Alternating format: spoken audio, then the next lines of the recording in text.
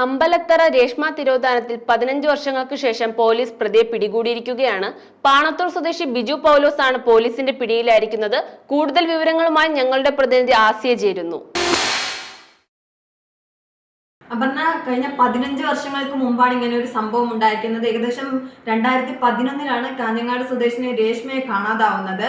തന്റെ അച്ഛന്റെ സുഹൃത്തിനോട് തനിക്ക് എറണാകുളത്ത് വോഡാഫോണിൽ ജോലി ലഭിച്ചെന്നും തന്നെ ഫോണിൽ ബന്ധപ്പെടരുതെന്നും രേഷ്മ പറഞ്ഞിരുന്നു.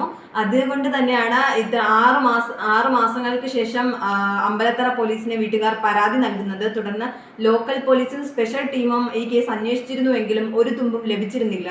വീട്ടുകാർ ഹൈക്കോടതിയെ സമീപിച്ചിരുന്നു. എന്നാൽ ഇപ്പോഴാണ് ഹൈക്കോടതിയുടെ നേതൃത്വത്തിൽ ക്രൈംബ്രാഞ്ച് ഈ കേസിന്റെ ചുമതല ഏറ്റെടുക്കുന്നത്. ക്രൈംബ്രാഞ്ചിന്റെ അന്വേഷണത്തിൽ ഒരു അജ്ഞാത മൃതദേഹം ലഭിക്കുകയും അതിന്റെ DNA പരിശോധിക്കുകയും മാതാപിതാക്കളുടെ DNA താരതമ്യം ചെയ്തപ്പോൾ അത് രേഷ്മയുടെ മൃതദേഹമാണെന്ന് കണ്ടെത്തുകയും ചെയ്തിരുന്നു. ഇതിന്റെ അടിസ്ഥാനത്തിൽ ബിജോ പൗലോസിനെ പോലീസ് അറസ്റ്റ് ചെയ്തിരുന്നു. ഇന്നലെ രാത്രി വീട്ടിൽ നിന്നാണ് പോലീസ് അറസ്റ്റ് ചെയ്തിരിക്കുന്നത്.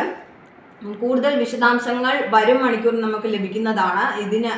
ഈ കൊലപാതകത്തിൽ വ്യക്തത ഇതുവരെ വന്നിട്ടില്ല.